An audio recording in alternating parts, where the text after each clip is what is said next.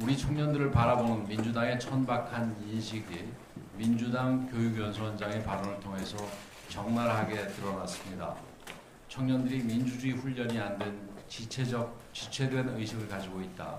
스스로 말라 비틀어지게 만들고 고립시켜야 한다는 등 정상적인 사고를 하는 사람이라면 도저히 할 수 없는 망언들을 했습니다.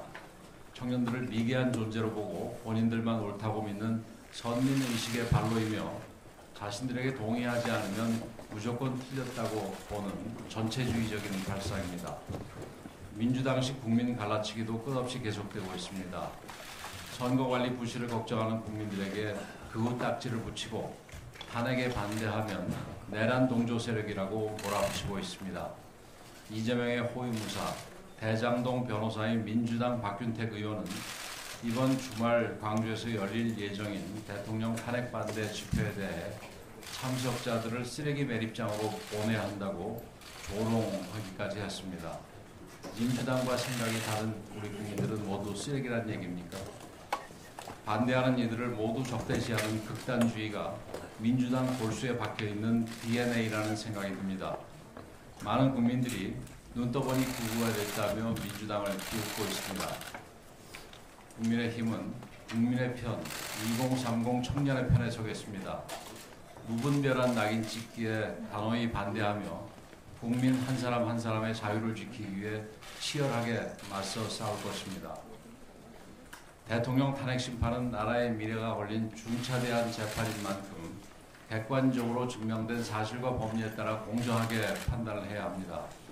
그런데 헌법재판소는 탄핵 심판의 법적 정당성을 스스로 훼손하고 있습니다. 언제는 많은 헌법학자와 국민들의 반대에도 불구하고 검찰 조서를 증거로 채택하겠다고 합니다. 2017년 박근혜 전 대통령 탄핵 심판 과정을 선례라고 주장하고 있습니다. 그러나 이는 2020년 형사소송법이 개정되기 전의 선례입니다. 개정된 형사소송법에 따르면 피의자가 인정하지 않을 경우 검찰 조서를 증거로 채택할 수 없습니다. 입법부가 법을 바꿨으면 사법부는 바뀐 법리에 따라 판단을 내리는 것이 가장 기초적인 상권 분립의 원칙입니다. 더욱이 피의자 신문 조서는 이미 신빙성이 크게 훼손됐습니다.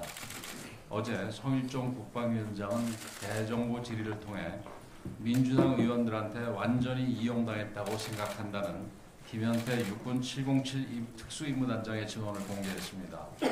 민주당 김병주 의원이 자신의 부관이었던 곽종근 전 육군 특수전사령관에게 질문을 미리 알려주고 답변을 준비하게 한 뒤 자신의 유튜브에 불러 원하는 대로 진술을 하도록 유도했습니다. 김 단장은 민주당의 조직적 회유 정황도 신원했습니다. 12월 10일 국회 국방위원회 정회 시간에 민주당 박범계 의원, 구승찬 의원이 곽 전 사령관을 만나 국방위 답변을 연습시키고 리허설까지 했다는 것입니다.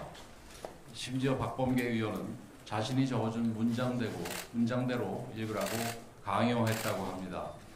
그러면서 변호사를 동원해 보호해주겠다고 달랬고 실제로 민주당 김민석 의원 친형 김민웅 씨가 이끄는 시민단체에서 곽 전 사령관 탄원서 서명운동을 벌이고 있습니다.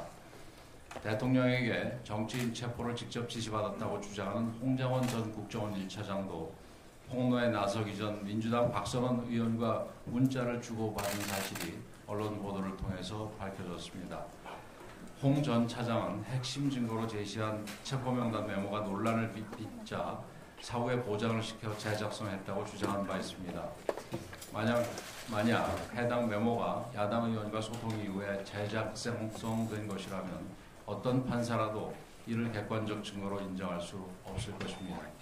내란 주장의 핵심인 홍장원, 박종근 두 증인이 민주당과 이렇게 끈끈한 관계를 맺고 있는데 어떻게 두 사람의 증언을 객관적 사실로 볼 수 있겠습니까?